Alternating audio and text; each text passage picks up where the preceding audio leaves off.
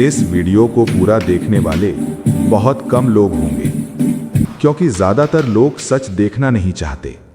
और अगर तुमने अंत तक देखा तो या तो तुम अलग हो या फिर बहुत परेशान। सोचो, एक देश को चलाने के लिए सबसे जरूरी चीज क्या होती है? कानून? सेना? पैसा? नहीं, सबसे जरूरी चीज होती है लोगों का दिमाग।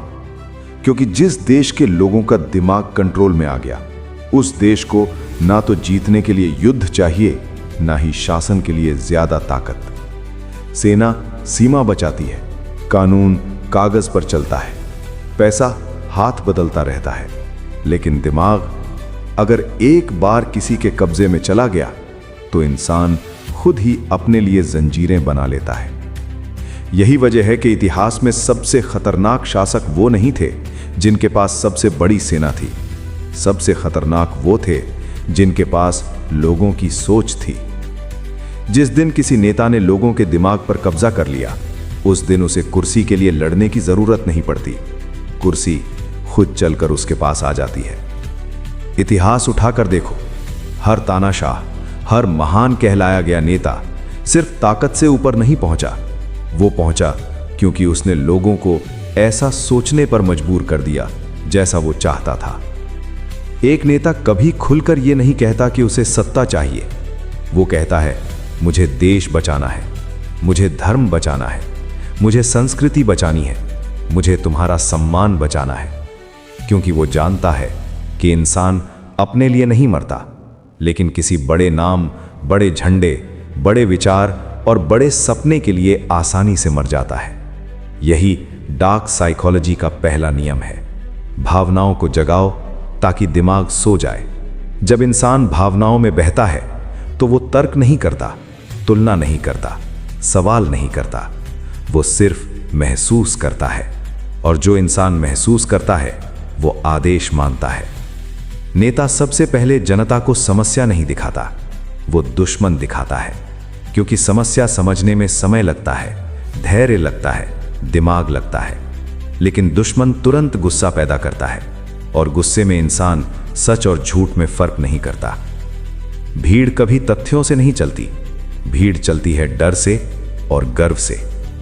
डर की, अगर ये नेता नहीं आया तो सब खत्म हो जाएगा। और गर्व की, हम चुने हुए लोग हैं, हम बाकी सबसे बेहतर हैं। यही गर्व धीरे धीरे घमंड बनता है, और घमंड में इंसान किसी की बात नहीं सुनता।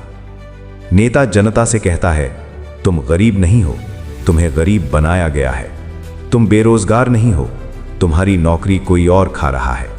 और जैसे ही तुम्हें ये यकीन हो गया, उस दिन के बाद तुम अपने नेता से एक भी सवाल नहीं पूछोगे, क्योंकि अब वो तुम्हारा प्रतिनिधि नहीं रहा, वो तुम्हारा रक्षक बन चुका है। और रक्षक से कोई सवाल नहीं करता। यहीं से समाज में दरार पड़ती है, यहीं से दंगे शुरू होते हैं, फसाद शुरू होते हैं, नफरत शुरू होती है। नेता कभी नहीं कहता जाओ और आग लगा दो, वो बस इतना कहता है, अब बहुत हो गया। और यही शब्द सबसे खतरनाक होता है, क्योंकि इसका मतलब हर कोई अपने गुस्से के हिसाब से निकालता है। बाकी काम भीड़ खुद कर लेती है। और जब खून बहता है, गलियां जलती हैं, लाशें गिरती हैं, तो नेता माइक लेकर सामने आता है, कहता है, हमें शांति चाहिए, हिंसा समाधान नहीं है। लेकिन अंदर ही अंदर वो जानता है कि हर जली हुई गली उसके लिए एक वोट है। डार्क साइकोलॉजी का सबसे खतरनाक पहलू ये है, सबसे बड़ा झूठ वो नहीं होता जो साफ दिखे, सबसे बड़ा झूठ वो होता है जो उम्मीद बनकर आए।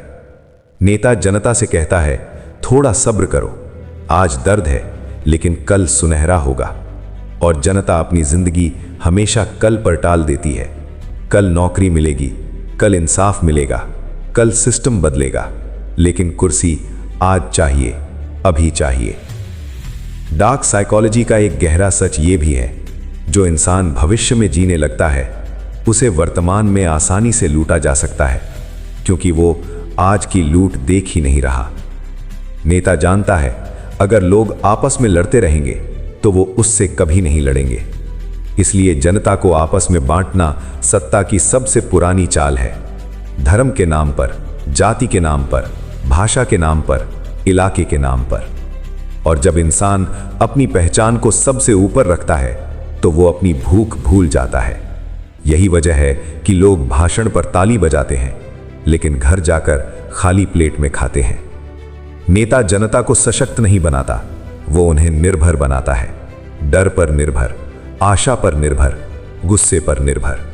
क्योंकि जो इंसान खुद सोचना सीख जाता है वो किसी भी सत्ता के लिए सबसे बड़ा खतरा होता है। डार्क साइकोलॉजी इंसान की सबसे कमजोर नस पर वार करती है, डर, असुरक्षा, बेइज्जती। और जब इंसान अपने अंदर खुद को बेकार समझने लगता है तो वो किसी ताकतवर चेहरे में अपना भगवान ढूंढ लेता है। यहीं से नेता भगवान बनता है और भगवान से कोई सवाल नहीं करता। अब सबसे डरावना सच सुनो, लोग किसी नेता की बातों पर जान दे देते हैं क्योंकि उन्हें अपनी जिंदगी वैसे भी बेकार लगने लगती है। जब इंसान को कुछ पाने की उम्मीद नहीं रहती तो वो मरने में महानता ढूंढता है और नेता उसे वही देता है, शहीद का टैग, वीर का नाम, अमर होने का भ्रम। लेकिन मरने वाला चला जाता है और कुर्सी वहीं रह जाती है। इतिहास गवाह है, हर दौर में नेता बदले हैं, झंडे बदले हैं, नारे बदले हैं, लेकिन खेल हमेशा एक जैसा रहा है। डार्क साइकोलॉजी कभी पुरानी नहीं होती, बस उसका माध्यम बदल जाता है। आज तलवार नहीं है, आज भाषण है, आज टीवी है, आज सोशल मीडिया है, जहां झूठ सबसे तेज फैलता है और सच सबसे ज्यादा दबाया जाता है। सोशल मीडिया भीड़ बनाने की सबसे तेज फैक्ट्री बन चुका है, जहां गुस्सा सेकंडों में फैलता है और सोच धीरे धीरे मरती है। अगर ये सब सुनकर तुम्हें गुस्सा आ रहा है या बेचैनी हो रही है तो समझ लेना ये स्क्रिप्ट तुम्हारे दिमाग को छू चुकी है। क्योंकि डार्क साइकोलॉजी मनोरंजन नहीं देती, वो नकाब उतारती है। और आखिरी बात, ध्यान से सुनना, नेता तब तक ताकतवर रहता है जब तक जनता सोचती नहीं।